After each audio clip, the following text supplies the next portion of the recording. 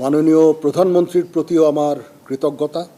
উনি আমাকে এই দায়িত্ব অর্পণ করেছেন।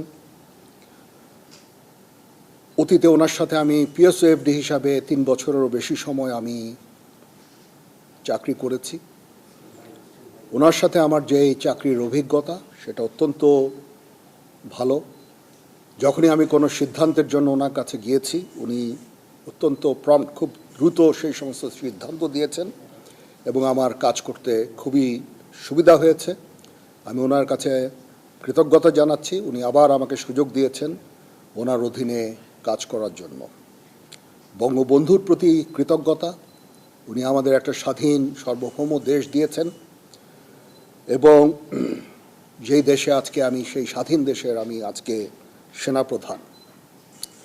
সমস্ত শহীদদের প্রতি আমার কৃতজ্ঞতা, সমস্ত মুক্তিযোদ্ধাদের প্রতি আমার কৃতজ্ঞতা।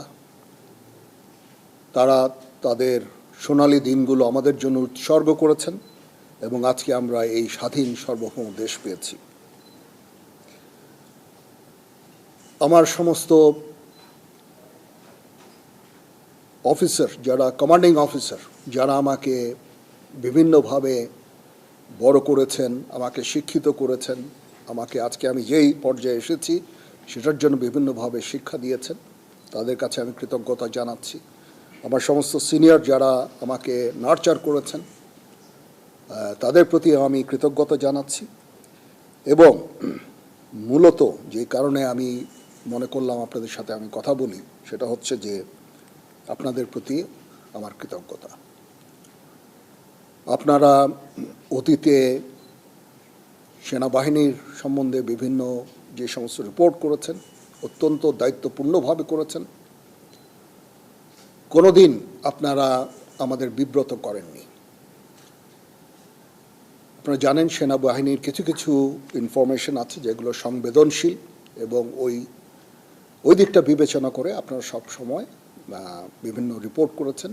আপনার কাছে এই জন্য আমরা অত্যন্ত কৃতজ্ঞ এবং আমি আশা করব যে পরবর্তী সময়েও আপনারা এই দায়িত্বের সাথে এই সমস্ত রিপোর্টিংগুলো করবেন। এবং আমি কথা দিচ্ছি যে কখনো, অতীতেও কখনো হয়নি এবং ভবিষ্যতেও হবে না, আমরা যে সমস্ত ইনফরমেশন আপনাদের দিব সবগুলো বস্তুনিষ্ঠ। এবং আপনাদের সাথে যে আমাদের সুসম্পর্ক ইনশাল্লাহ বজায় থাকবে। কখনো কোনো জিনিস নিয়ে যদি কোনো সন্দেহ দেখা দেয় বা কোনো ইনফরমেশন আপনাদের প্রয়োজন হয়, আমাদের আইএসপিআর আছে, আমরা আইএসপিআরের মাধ্যমে ইনফরমেশনগুলো দেই। আপনারা যদি আলাদা আলাদাভাবে ইনফরমেশন নেন তাহলে একটা সমস্যা থেকে যায় যে এক একভাবে হয়তো ইনফরমেশন আপনারা পান। এটা ব্যক্তি বিশেষের পার্সপেক্টিভের একটা ভিন্নতা থাকতে পারে, তখন এটা আপনাদের কনফিউজ করবে। এই জন্য আমরা সবসময় আমাদের আইএসপিআর আছে, আইএসপিআরের মাধ্যমে আমরা ইনফরমেশনগুলো দেই, সো দ্যাট ইনফরমেশনগুলো যেন সঠিক হয় এবং বিভিন্ন ধরনের ডিফারেন্ট ইনফরমেশন যেন আপনাদের কাছে না যায়। সেনাপ্রধান হিসাবে আমার প্রধান দায়িত্ব হচ্ছে সেনাবাহিনীকে সবসময় যুদ্ধের জন্য প্রস্তুত রাখা, বিভিন্ন ভবিষ্যৎ চ্যালেঞ্জের জন্য প্রস্তুত রাখা। সেই কাজটাই ইনশাল্লাহ আমি করে যাব।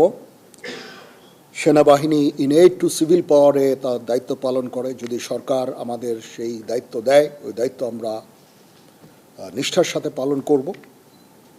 দুর্যোগ মোকাবেলায় যখন সরকার আমাদের নিয়োগ দিবে, ইনশাল্লাহ আমরা সেই সমস্ত দায়িত্ব ভালোভাবে পালন করব। দেশ গঠনে আমাদের নিয়োগ দিলে সেটাও করব। বিশ্ব শান্তির জন্য আমরা কাজ করে যাচ্ছি। আমরা ইউএন মিশনে আমরা ডিপ্লয় হই, বিভিন্ন ইউএন অপারেশনগুলো আমরা করি শান্তি রক্ষার জন্য, বিশ্ব শান্তির জন্য আমরা কাজ করে যাই। সেগুলো ইনশাল্লাহ জারি থাকবে। এবং আমি আমার প্রাক্তন সমস্ত সেনাপ্রধানদের প্রতি আমি কৃতজ্ঞতা জানাচ্ছি।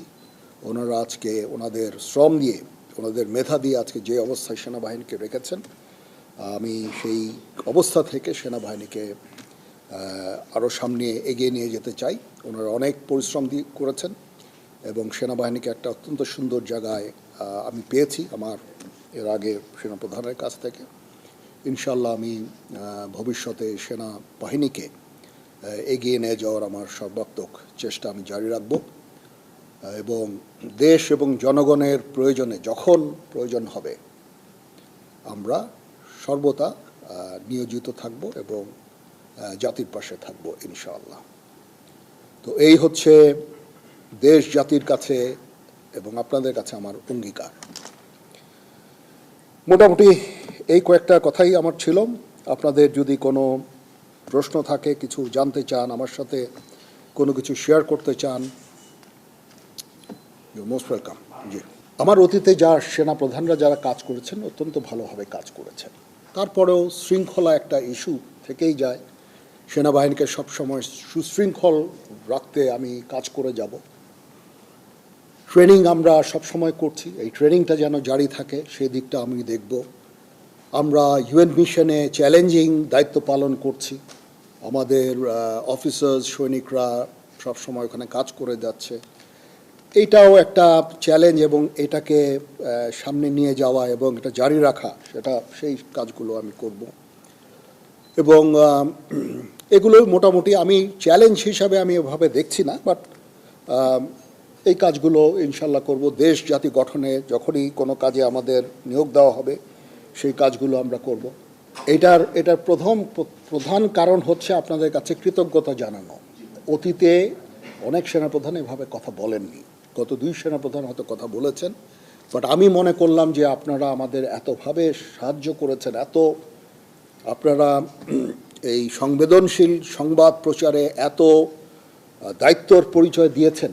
আমি যদি আপনাদের সাথে কথা না বলি সেটা মোটেই সমীচীন হবে না। আপনাদের প্রতি কৃতজ্ঞতা জানানোর জন্য বেসিক্যালি, এবং পরবর্তীতেও যেন আপনারা আমাদেরকে এইভাবে সাহায্য সহযোগিতা করেন সেই জন্য আমি মনে করেছি যে এটা আমার জন্য অত্যন্ত জরুরি যে আমি আপনাদের সাথে কথা বলি। প্রথমত হচ্ছে যে আমরা এঙ্গেজড সমস্ত দেশগুলোর সাথে। মায়ানমারের সাথে আমরা এঙ্গেজড। আমাদের ওখানে ডিএ আছে, প্রতিনিয়ত ডিএদের সাথে তাদের সরকারের যোগাযোগ আছে, এবং আমাদের মধ্যে একটা আন্ডারস্ট্যান্ডিং আছে। আমি এই মুহূর্তে মনে করি না যে তারা নিজেরাই নিজেদের দেশে অলরেডি একটা সিভিল ওয়ারের মতো নিয়োজিত আছে। সিভিল ওয়ারে তারা কোনো ধরনের অ্যাগ্রেসিভ কোনো কিছু করবে আমি বেসিক্যালি আমি মনে করি না। তারপরেও আমাদের সেনাবাহিনী সব সময় এই প্রস্তুত আছে। নেভি আছে, নেভি তার পেট্রোলিং বাড়িয়েছে, সেখানে তারা ফ্রিগেট পাঠিয়ে সবসময় পেট্রোলিং করছে। বর্ডার গার্ডও প্রস্তুত আছে, যারা সেন্ট মার্টিনসে ডিপ্লয় থাকে সবসময়, এটা আগেও ছিল। বাট ইন ডুইং সো আমরা কোনো ধরনের প্রভোকেশন আমরা করি না। মায়ানমারের সাথে আমাদের রোহিঙ্গা ইস্যু ছাড়া there is no other issue. আমরা চাই যে তারা এই রোহিঙ্গাদের ফেরত নিয়ে যাক।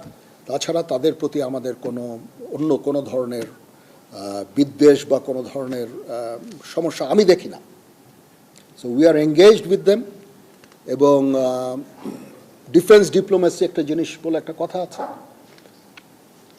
যখন 2 ফোর্সেস একে অপরের সাথে কমিউনিকেট করে সেই ফোর্সের পক্ষে হঠাৎ করে যুদ্ধ শুরু করা ভেরি ডিফিকাল্ট, এটা হয় না, ঠিক আছে? এই জন্য ডিফেন্স ডিপ্লোমেসিও ইজ ভেরি ইম্পর্ট্যান্ট। আমরা তাদের সাথে এঙ্গেজড আছি, সবসময় কথা বলছি, এবং শান্তিপূর্ণ উপায়ে আমাদের এই রোহিঙ্গা ইস্যুটা আমরা সমাধানের চেষ্টা চালিয়ে যাচ্ছি। আমরা কখনো হতাশ নই। আমি মনে করি যে একদিন না একদিন ইনশাআল্লাহ এই সমস্যার সমাধান হবে। আমরা সবসময় তাদের সাথে এঙ্গেজ থাকব। তো সবাইকে ধন্যবাদ। আপনারা যে এসেছেন আমাদের এখানে, আপনাদের অসংখ্য ধন্যবাদ। এই ইনফরমেশন, এই ইস্যুটা কভার করার জন্য কষ্ট করে এসেছেন, সারাদিন ছিলেন। আমি জানি না আপনাদের হয়তো লাঞ্চের ব্যবস্থা করা হয়েছে, একটু পরে আমরা একসাথে স্ন্যাক্স খাবো। বাট আপনাদের প্রতি আবার কৃতজ্ঞতা, এই যে আপনারা এসেছেন এখানে এসে আমার এই প্রোগ্রামটা কভার করছেন, আবার আপনাদের প্রতি কৃতজ্ঞতা। তো আমরা ইনশাআল্লাহ একসাথে কাজ করে যাব। আবার আমি আপনাদের কনফার্ম করছি যে আমরা আপনাদের বস্তুনিষ্ঠ সংবাদই দিব, কখনো will never bluff you, that's for sure.